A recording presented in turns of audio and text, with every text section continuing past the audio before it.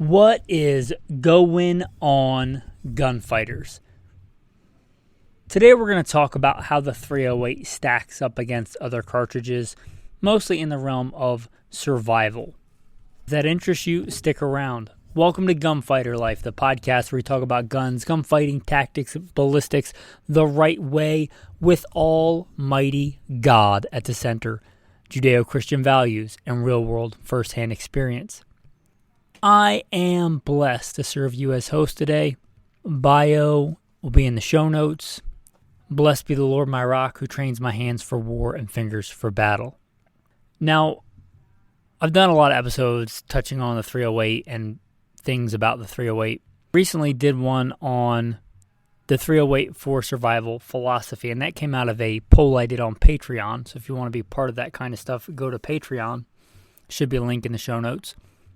But that was one of the top choices for go-to survival caliber, and it's not without merit. So I was just going to do a list of the top 308 rifles that I think are best for survival. That's still coming, but I thought I should do one on philosophy, and then I was going to record the one on top 308 rifles, which God willing I'll still get to. But then I thought I should do one on how the 308 stacks up to other calibers. Other calibers you may compare it to. It won't be an exhaustive list, right? I'm not going to compare it to everything. But some of the big ones, the common ones. So let's dig in here. Let's compare it to the one centerfire rifle cartridge that beats it, I'm pretty sure, for sales and popularity, and that's the 223. Now the 308 is a full-powered rifle cartridge. Now I am going to give you rough numbers. Exact numbers are going to depend so much on so many different factors. You can't go by what's printed on the back of the box. Barrel length, temperature, altitude. Somebody I dearly love recently asked me, what's the drop on a 308 at 500 yards? And I'm like, that's like asking how many gallons of gas it's going to take you. I forget what I said, but something like to go from where you live on the East Coast to California. That depends on so many factors. Right? You might get a rough estimate, but you're not going to know for sure. There are so many factors in that. So I'm going to throw out rough numbers, and of course it won't be exact. So it's a good way to remember it in round numbers. I generally remember your basic vanilla 308 load as 150 grains at 2,800 feet per second. And none of that ridiculous French Revolution measurements here. No metric here. When I'm talking about grains and feet per second, I'm not doing the metric units of those. If a cartridge is designated a metric thing, I guess I'll have to begrudgingly use that. But 308, 150 grain at 2,800. That's a full-powered rifle cartridge. The 223 or 5.56, make sure your gun can shoot what you're shooting out of it. If you blow yourself up, it's your fault, not mine.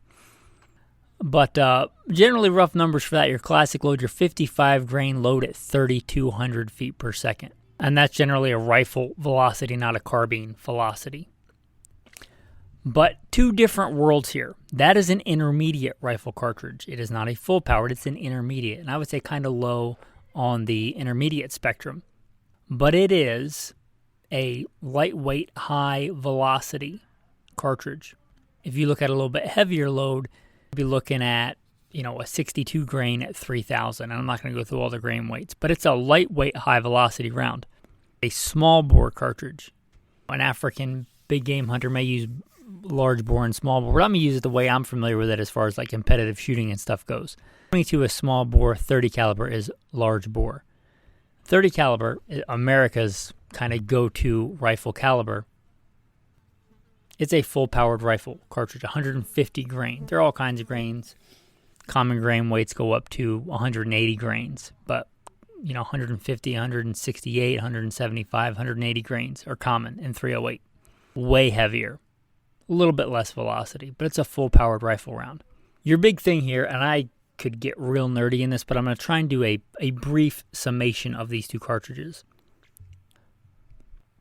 To point this out, there are many scopes, and the scopes with the ballistic drops are not always exact. There's so many factors, but they're a rough estimate. Many of them will have the same drop calculations for 5.56 and 308. Why? Because they're pretty similar as far as trajectory goes. Now settle down, not exact, but rough estimates, they're about the same. You're just getting a lot more payload, the 308. You also, with that heavier hitting cartridge, have literal heavier weight. Your expense, not just in cost of ammo, which will cost more, but in cost of weight, which if we're talking about survival is a big deal. Now, the 308 I think is more effective round per round, but you can carry less rounds of them. So it just depends on what you're trying to do.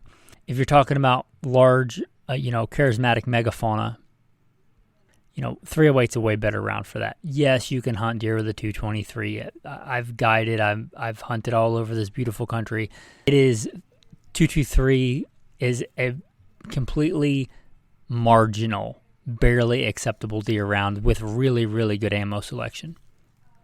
308's a good deer round, even with what I would call Walmart loads. Not a full metal jacket, but like just a cup and core bullet. It's a decent round. And again, you certainly can hunt deer with a 223. It's not a great round for it. 308's way better for that. As far as fighting, man, that really depends. How much ammo do you need to carry? Are you just trying to break contact? Are you trying to stop a determined attacker? You're just trying to dissuade them or wound them and then break contact. 223 will do that probably as good or better with less weight. If you're facing a determined attacker, some Muslim wants to kill a bunch of people and he's going to die doing it because he's foolishly thinks he's going to get a bunch of virgins, then probably 308's your bet. You're trying to stop a vehicle that's trying to run into people. 308's a better round for that. It just depends on what you're trying to do. But let's move on to the next cartridge. 6.5 Creedmoor, perhaps the only cartridge that's come out in the past 50 years that really took a chunk of the market and really maybe cut into the 308 sales. It's a good round, and I don't like it for the reason a lot of people like. I don't think it turns you into a super sniper just because you own one. I don't think that you probably need that or need to be shooting that far for most things. But it is a full-powered rifle cartridge, as much as people might crap on the 6.5 Creedmoor. It is not an intermediate. It's a full-powered rifle cartridge. If you look at the ballistics and the velocities, 6.5 Creedmoor is not simply a neck-down 308. I should say it is a neck-down. It is a neck-down 30 Thompson center. You can load longer, sleeker bullets, but it's not an intermediate cartridge. I'm going to go to Wikipedia because I don't have these numbers, like rough numbers, kind of memorized. But if we take Wikipedia as being true, it lists 120 grains at just over 3,000 feet a second. Now remember, I talked about one of the classic 5.56 loads being a 62 grain at just over 3,000 or around 3,000. This is 120 at 3,000. This is double the weight. It's a full-powered rifle cartridge, and it lists a 143 grain, which is real common, at 2710. It's a 6.5 millimeter or 26 caliber. 22 caliber for the 223, 30 caliber for the 308, and 26 caliber, kind of in the middle. But the bullet weights are a lot closer to 308. It gives you longer, sleeker bullets. I was a fan of 6.5 calibers long before the 6.5 Creedmoor came out. I like the 6.5x55 Swede. I like the 260 Remington, which is kind of supplanted. But there is nothing wrong with the 6.5 Creedmoor. Not that it does anything those other calibers really don't do for practical purposes for most people, but it's way more readily available, which if you're talking about survival, that's a big deal. It's not as available as 308. You're not going to find a bunch of surplus if you wanted to run surplus, which I don't recommend most of the time. But you're not going to find a bunch of surplus 6.5 Creedmoor. But it is very, very widely available. Not as much as 5.56 or not as much as 308, but you go to a decent sporting goods store, even a Walmart, and you're going to find a pretty big selection, if they have a decent selection, of 6.5 Creedmoor. It's a popular cartridge. I would not advise you to get some niche cartridge. I would not advise you to have your go-to survival centerfire rifle caliber be 6.5x55 Swede. It's a great caliber. I'd love to have a nice, pretty one for, fair weather hunting. But for survival, it's just not a good choice. 6.5 Creedmoor is mainstream now. It's a mainstream cartridge. Now, how does it stack up? It's pretty close in power to the 308. Now, some people will crap all over that. 308's better at some things. 6.5 Creedmoor is better at some things. 308's going to allow you to shoot heavier bullets. 6.5 Creedmoor is going to give you sleeker, higher sectional density bullets. Better in-flight characteristics, better sectional density. It is a decent big game round. I would shoot a little bit bigger game with the 308 than I would with the 6.5Creed more. But for most people, where the biggest thing they're going to hunt is black bear and white-tailed deer, it's plenty for that. Also, be a little bit lighter to carry, but I don't think you'd notice a difference.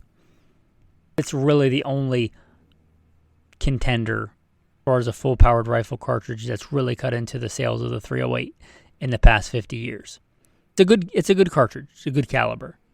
Put it in a practical rifle, not some big 18-pound abomination that's meant to be shot off a bench, because that's about as practical as a crossbow for survival. Sorry to go to the bathroom all of your favorite survival fantasy silver screen myths.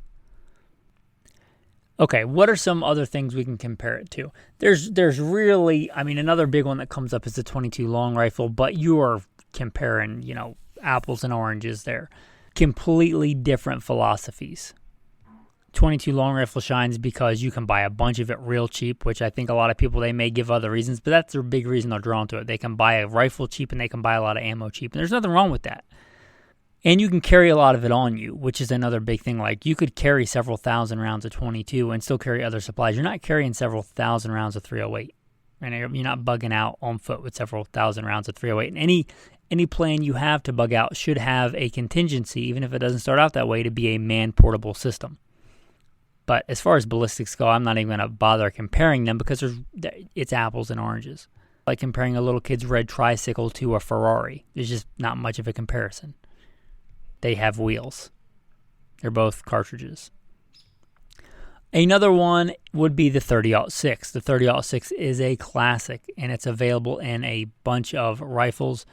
It's a very storied, very historic American military cartridge. It's a phenomenal cartridge. Now, if you listen to the other episode I did, don't pretend to think that everybody listens to every episode. I'm not that vain, right? But I talked about the 308 was developed by the military industrial complex, the military, whoever, to pretty much duplicate the old school 30-06 load, one of the classic military 30-06 loads in a smaller package. And it does that. Now, calm down. It's not equal to a 30-06, but it duplicates that old, what I forget if it was 147 or 150 grain military load. 308 pretty much does that. We had some powder advancements from 1903, which is when it was first developed. It was changed a little bit in 1906, but we had some powder advancements between there and, the 1950s, right? And we had some more powder advancements since then. So both cartridges benefit from those. 30-06, the longer version. It's got more powder capacity. You can gain some velocity over the 308. The big advantage to me, and I sometimes will gravitate towards a 30-06, is that it handles heavier bullets well. If you're looking at 150 grain, even 165 grain, I don't think the juice is going to be worth the squeeze there for that. But if you're looking at heavier bullets, 180 grain up to 200, up to 220 grain, you're really going to have an advantage with the 30-06, and I think that's where it shines. And I'm not talking about just shines for an all-around survival gun, but shines for larger, heavier game, right? I live in you might call the greater Yellowstone area, Idaho, Wyoming, Montana, like where there are big megafauna. Elk, moose, both kinds of bear, like big, heavy things. I'm not a big fan of magnums. I don't think there's much on the planet that a good bullet construction 30-06 load won't handle. For most people, 308 is going to be fine. But if you're in that area with bigger, heavier game, 30-06 does have a bit of an advantage there. That's going to be super important all the time, but we are comparing these for survival. If you're talking about, a landing craft being able to carry, a certain number of ammo cans before it flounders, or an aircraft being able to fly in a bunch of ammo, or a helicopter, there is a distinct military advantage in, lighter, smaller ammo cans that you can stack. The average rifleman, the amount of ammo that you can carry, I don't think you're going to notice much difference, honestly, between 308 and 30-06. So not much difference there. But your big advantage is there are many, many modern semi-auto, let's call them fighting rifles or battlefield rifles in 308. There really aren't in 30-06. I know there's one or two. You don't have to. I know they exist, but they're not common. If you're looking for a dual fighting / hunting load, 308's really going to get the advantage. If you're looking at a better hunting load, they're both really good. And if you're looking at heavier game, 30-06 is perhaps the best. And I'm not going to discuss bigger, heavier rounds. I think that, going back to the crossbow analogy, which is just ridiculous because they're glacially slow to reload, often way more powerful than you want. But something like a 300 Win Mag or a 338, those are, if you have one and, the peanut butter and chocolate hits the fan, it's better than a sharp stick, but it's not a wise choice. Even generally consider them a wise choice for hunting, which a lot of people will get upset at. You're better with a cartridge that you'll shoot more and practice with more, and I think you'll do that more with a non-Magnum cartridge.